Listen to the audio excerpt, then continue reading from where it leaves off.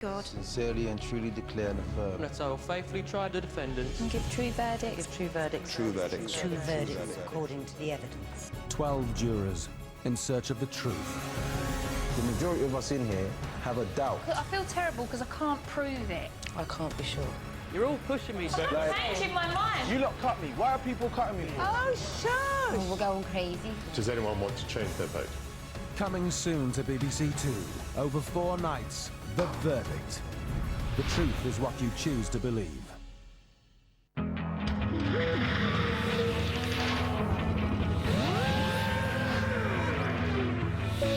The Cold Case Squad face a race against time, waking the dead in half an hour here on BBC One, right after Panorama. Hello, I'm Jeremy Vine, and this is Panorama. The secret emails you weren't supposed to see. The paper trail that reveals how results of drug trials were glossed over to cover up a link with suicide in teenagers. I just couldn't believe that people could deliberately and willingly and knowingly do something like this to others. Now GlaxoSmithKline faces trial for fraud.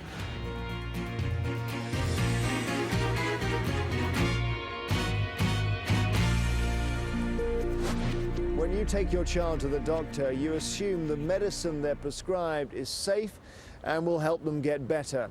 If your teenager is depressed, you certainly don't expect the drug they're given to make them want to kill themselves. But we've uncovered the story of how one company tried to hide the fact that its medicine did exactly that. Just watch this.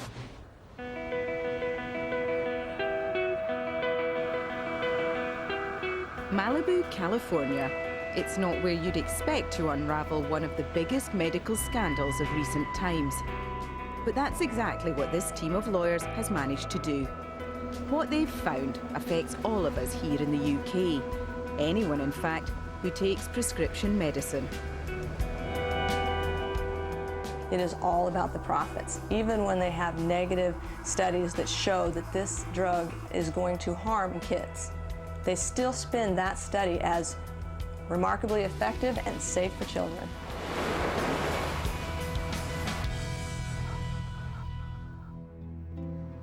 This apartment is crammed full of boxes containing a story that Britain's richest drug company has fought hard to suppress. There's an embarrassment of secrets here that GlaxoSmithKline really doesn't want you to see. And you're about to discover why. So it's all stuff from the confidential GlaxoSmithKline archive. Yeah, the internal documents, the emails back and forth, the decisions that they make from the bottom to the top. These trade secrets are usually protected by law, but through a series of legal challenges, the lawyers have forced many of them into the open. Buried in all these boxes are details of a secret clinical trials programme that GlaxoSmithKline began over a decade ago for its antidepressant paroxetine. It's a drug that's better known in Britain by its brand name, Seroxat.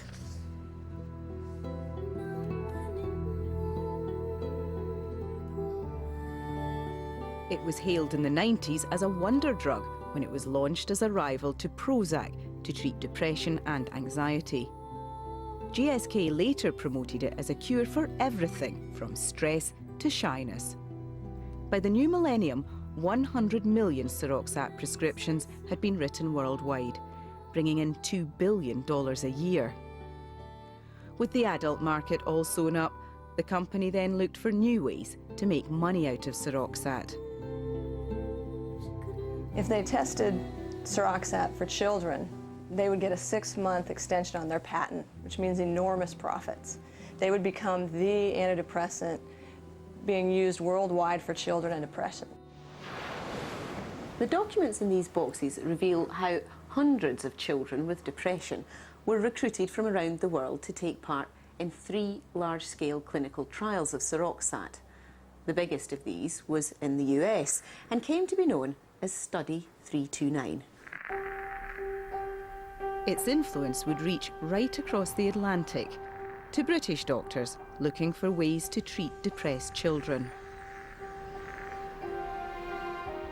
She painted this when she was 16. And this is Cherise. That is Cherise, and I just love that painting. 6 years ago, Stephanie Gatchell took her daughter Cherise for a hospital appointment in Northamptonshire. Cherise hadn't yet started her periods and was worried about it. During that consultation, she became a bit emotional. I was amazed. She started crying. And I clearly remember him asking her, Cherise, do you sometimes feel like ending it all? I couldn't believe it when she said, yes, I do. And then he started talking about Seroxat and suggesting that she try that. Seroxat was only licensed for adults, but doctors can prescribe any medicine if they think it will help their patient. It's called off-label prescribing. And Cherise wasn't the only teenager getting Seroxat off-label. Around 7,000 children a year were on the drug in Britain alone. Within days of starting on Seroxat, Stephanie noticed a dramatic change in her daughter. She became more confident, but with it came aggression and worse. One day in the kitchen, her sleeve pulled up slightly, and I noticed that there were cut marks on her left arm. God, I couldn't believe my eyes. She was obviously self-harming while she was on the Seroxat, something she's never ever done before. Stephanie persuaded her daughter to stop taking Seroxat, but in 2003 Cherise went back on the drug without telling her mum. Her parents went away for the weekend, not realising she was taking Seroxat again. The moment I walked into the house, I knew something was wrong. I ran upstairs before my husband came in, and the moment I got to the landing at the top,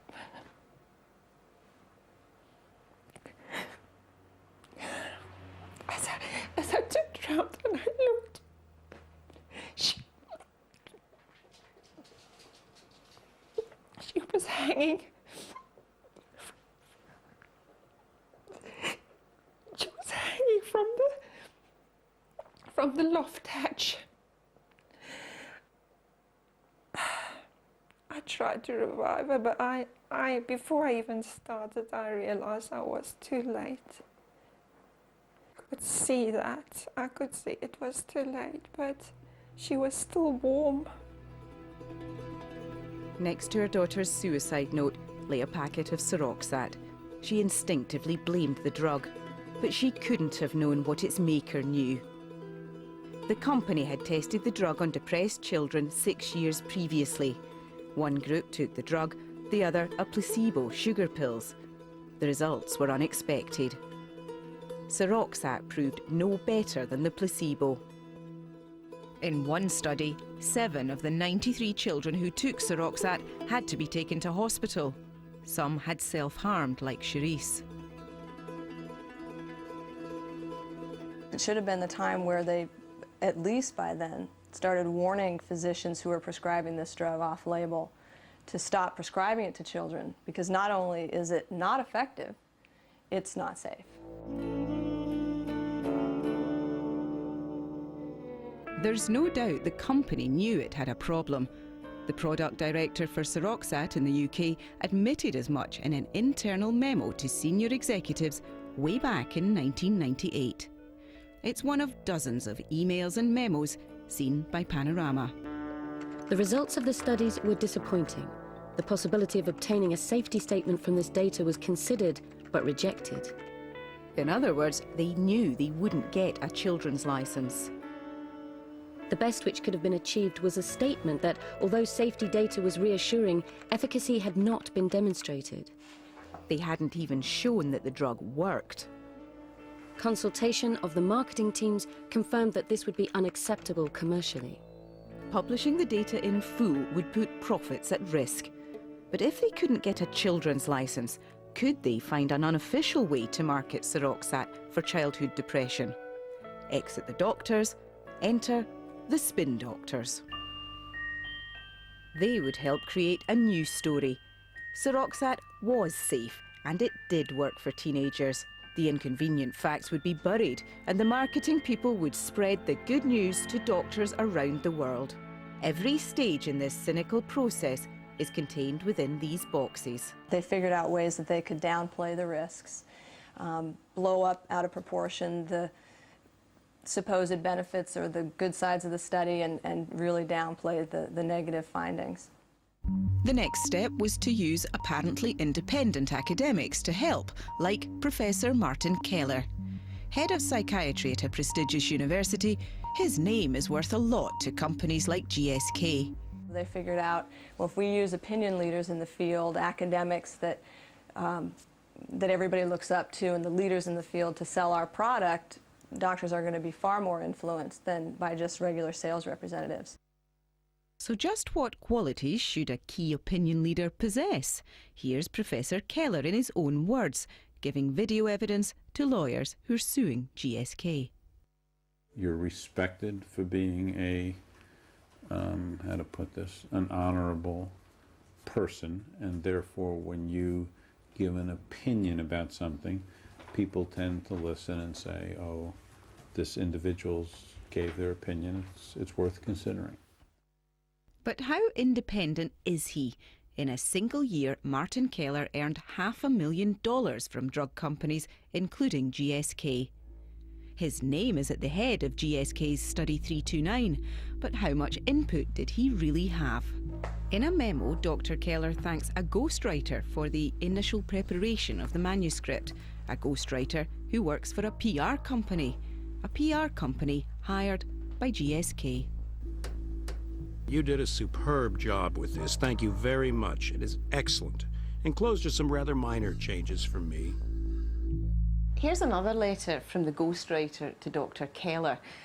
It says that all the necessary materials are enclosed so that he can submit Study 329 for publication, even down to the covering letter, which says, please retype on your letterhead, revise as you wish. Ghostwritten medical research like this is becoming a real problem. If the people who originally designed the study, collected the data and analysed the data aren't involved in actually getting right through to the interpretation, there are all sorts of slips and manipulations that can happen at that stage, which I think have to be against the public interest. So just how closely did the Honourable Professor Keller scrutinise the data in his own study? I've reviewed data analytic tables. I don't recall how raw it was. The huge printouts that, that list items by item number, item numbers and variable numbers and don't even have words on them. I tend not to look at those. I do better with words than I do with symbols. A telling phrase. And it's soon clear the PR woman is making crucial decisions about how to present the data. At one point, a GSK executive protests she's going too far in burying bad news. It seems incongruous that we state it is safe, yet report so many serious adverse events. There were actually 11 such side effects, including self-harm, aggression and suicidal thoughts. GSK suggests to the PR woman that she make clear Seroxat may have caused all of them. But how's this for spin? The final article says, of the 11 patients, only headache, one patient, was considered to be related to the treatment. The article never does explain how many children became suicidal or explore whether the drug was to blame. Instead, it concludes that Seroxat is generally well tolerated and effective. The next step in GSK's marketing plan was to get the study published. Doctors rely on medical journals to give them advice they can trust. The first journal GSK tried rejected the article, so they tried another. We rank, and this is a worldwide ranking, we rank #1 in child mental health and #2 in pediatrics. About as influential as GSK could hope for. But would the journal's reviewers spot the flaws in the study? Normally their deliberations are confidential, but we've seen what they thought of Study 329. Overall, results do not clearly indicate efficacy. Authors need to clearly note this. Another points out the relatively high rate of serious adverse effects was not addressed in the discussion. And fundamentally poses the question, given the high placebo response rate, are these drugs an acceptable first-line therapy for depressed teenagers? I think it's fair to say that what happened here is one journal spotted the problems and rejected the paper. Another journal had peer reviewers who also spotted a number of the problems, but the paper was published nonetheless relatively unchanged. And I think the journal must take some responsibility for that.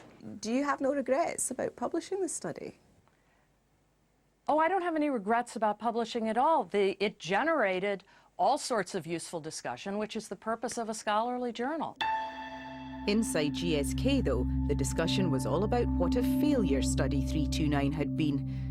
This is what another of its PR people wrote when asked if the journal article would be publicised. Originally, we had planned to do extensive media relations surrounding this study until we actually viewed the results. Essentially, this study did not really show it was effective in treating adolescent depression, which is not something we want to publicize. The same month the journal article was published, the third of the company's clinical trials in depressed children reported back. Would this one back up the company's public claims for Seroxat? Not at all. It actually showed the children on Seroxat did worse than the ones on sugar pills. Yet doctors at this time asking GSK for advice on treating children were told that Study 329 showed the drug was superior to placebo by several assessment methods. No mention of the serious side effects or the 2 failed studies. Meanwhile, GSK was telling its American sales reps who promote drugs direct to doctors that Seroxat demonstrates remarkable efficacy and safety in the treatment of adolescent depression.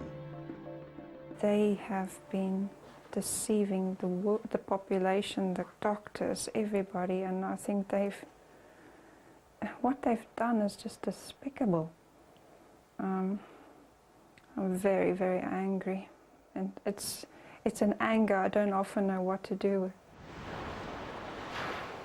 They didn't tell the regulators or the physicians or parents about these risks or the lack of efficacy. Instead, they went out and promoted this specific study as remarkably effective and safe for kids. So what does that amount to in your view? That's a lie. That's fraud. This was a drug that doctors were told could help prevent suicide, when, in reality, it was actually making some children suicidal. A triumph of marketing over science. Nearly 5 years ago, I started asking questions about Seroxat's safety in children after reports of worrying side effects in adults. So, did GSK and its supporters come clean about what they knew, or continue to cover up the truth? Back in 2002, I interviewed another academic paid by GSK to work on Study 329. Dr. Neil Ryan is an eminent child psychiatrist. He was speaking at an American medical conference sponsored by, yes, GlaxoSmithKline. Dr. Ryan told an audience that included British doctors Seroxat was effective for childhood depression. He didn't mention the small issue of suicide. So afterwards, I asked him about it. It looks like, in fact, that the antidepressants overall lower the rate of suicide rather than raise it. I mean, it's been a question that's really important because it's such an awful outcome. You can't treat people that are dead, you know. But it's looking like it's not the case. I wondered even then how he could be so sure. Back in Britain, I called him. I'm trying to find some more information about it from you, because I know you were one of the main authors, and I think you had access to all the data. So this issue... I've given you what I can give you, Shelley. Good luck with your story. You can't tell me whether the children were self-harming or trying to kill themselves. Hello?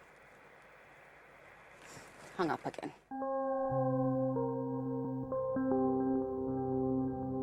Fast forward 4 years, and the boxes in Malibu reveal what was going on behind the scenes. This supposedly independent academic was asking the company that sponsored his research how to respond to me. If you look here, he emails all of your correspondence to GlaxoSmithKline. I'll call you again later today and you can advise on how might be best to handle this. That's somebody from GlaxoSmithKline, so he's forwarded all my emails to them and asked for advice. Yeah, you see that they are truly, these academics are truly spokespersons for the drug company. Back in 2003, I eventually spoke to a senior GSK executive. And despite what the company was admitting internally, the message for the outside world was that Study 329 was absolutely sound. The evidence here suggests that their children might be at more risk of suicide if they go on Seroxat. No, the evidence is not there. There is no statistical difference between the groups. The reality of the situation is that in this trial, Seroxat was generally well tolerated by this difficult-to-treat population. That simply wasn't true. After the programme, a staggering 67,000 people contacted us with their own Seroxat stories. I did attempt suicide a couple of times. I just put the point to my arms and just scrape until it bled. I would cut myself with razors. I did just want to die. I kept pursuing the story, but 6 months later, Dr. Benbow still wouldn't budge. These medicines are not linked with suicide. These medicines are not linked with an increased rate of self-harm.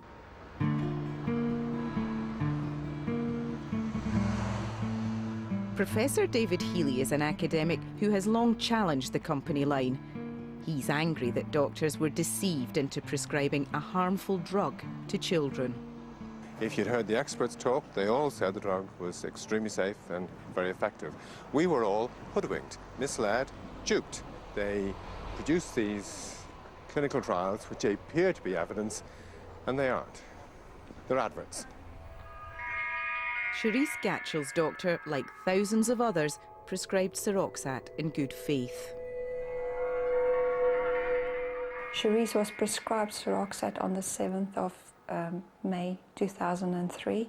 On the 11th, the Panorama program was broadcast. We watched it together. We called her and said, "Come and look. Look, Seroxat, you see? You shouldn't have been on it. Aren't we lucky that you're off it?" We didn't realize she was taking it secretly again. The following month, some dramatic news. Government's drug safety advisors have warned that the antidepressant drug Seroxat shouldn't be given to anyone under 18 years old. The reason? Seroxat trebles the risk of suicidal thoughts and behaviour in depressed children. The medicines regulator had worked this out from the secret clinical trial data GSK had finally handed over, 2 years after the last depression study had ended. But it didn't come in time for Cherise Gatchell. I couldn't believe it. I couldn't believe it. 2 weeks after she died. Why not just 3 weeks earlier, then, or 4 weeks earlier? We wouldn't have had that problem. Everything came too late for Cherise. GlaxoSmithKline didn't want to be interviewed, but told us the company utterly rejects any suggestion it has improperly withheld drug trial information, and points out that Seroxat has never been approved for under 18s.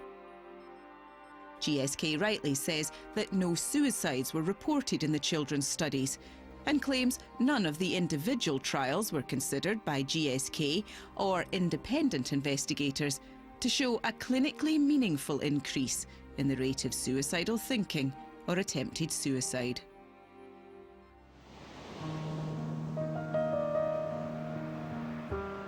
But the boxes in Malibu reveal that the company did find a clinically meaningful increase in 2004 when forced by the US medicines regulator to go back through its own trial results.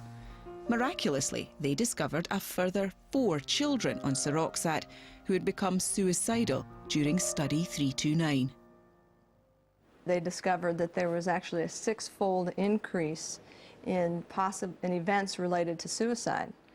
But how could all of this been missed originally? I mean, these people were academics, they were supposed to be objective, and they were supposed to be scrutinising the data. Shows that they didn't. In an email exchange I've seen, the supposedly independent investigators seem surprised by this news. Dr. Ryan tells Professor Keller that, unfortunately, the extra suicidal cases were all on Seroxat, or Paxil as it's known in the States. Dr. Ryan was recently asked about this while giving video evidence. Did you go back and correct your paper? The GSK was getting the data out there, so it wasn't there was no erratum to the paper. Okay. This was a subsequent analysis.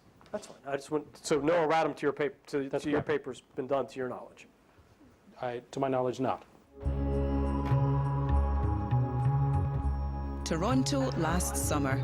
15,000 psychiatrists from Britain and around the world are here for the profession's largest annual conference.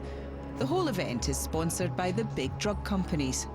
And Martin Keller, the key opinion leader, is here doing what he does best, influencing medical opinion. We weren't allowed to film his speech, so wired with a secret camera, I caught up with him afterwards to ask if he was worried about the high number of suicide attempts on Study 329. None of these attempts led to suicide, and very few of them led to hospitalization. But the thing is, you have to consider what are the alternatives. Right? So Well, some of the unpublished studies showed that placebo actually seemed to have more of an effect. Hang on, rewind a second. Yep, he really did just stroke me under the chin.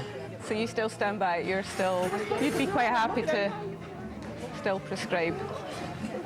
Absolutely. I think, yeah. We're in a situation now where people who are ill generally have been deeply betrayed by the whole process, deeply betrayed by the pharmaceutical companies and by all the experts that have been willing to actually lend their names to the process. Do you think what happened with Study 329 actually matters in a broader context? I think what it tells us is that we do have a problem. We know that it's not the only case, and we have to work very hard not only to uncover cases such as this, but to work out how to prevent things like this happening in the future. This scandal shows just how tightly the drug companies control medical research. In the US, bereaved families have joined together to sue GSK, claiming it acted fraudulently. The case should come to court later this year, and if it succeeds, the company could be forced to pay out millions of dollars to the families. This is Scott, 14 years old. This is a little boy who's 11 years old. He started taking Seroxat, and he ended up, he hanged himself in the closet with the leash of his new pet puppy.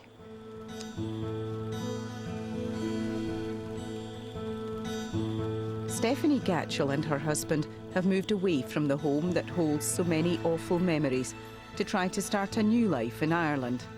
But they just can't forgive GSK for concealing what it knew about Seroxat. They just kept on denying and denying and denying. I mean, a program like Panorama virtually had to force them to admit. When were they ever going to come out with the truth on their own? I don't think so. The decision makers in that company should be brought to justice. They have a lot to explain. Shelley Joffrey reporting. Now, following revelations on this by Panorama 3 years ago, the medicines regulator here did begin a criminal investigation, but as yet no action has been taken. A spokesman said the investigation is still high priority and now has substantial extra resources. Next week, what goes through our minds when someone is beaten up in front of us, and what should we do if we are attacked ourselves? That's Should I Fight Back? Next Monday at 8:30.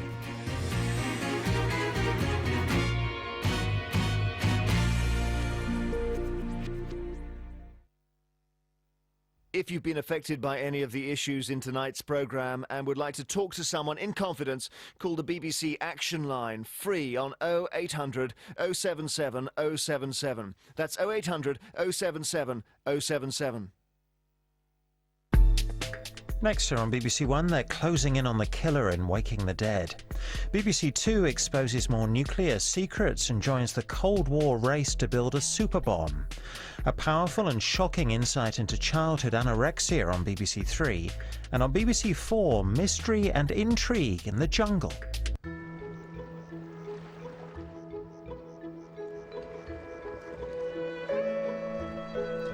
It's the ultimate showbiz tale, Dreamgirls, the new movie starring Eddie Murphy and Beyoncé, reviewed by Film 2007 at 11:05.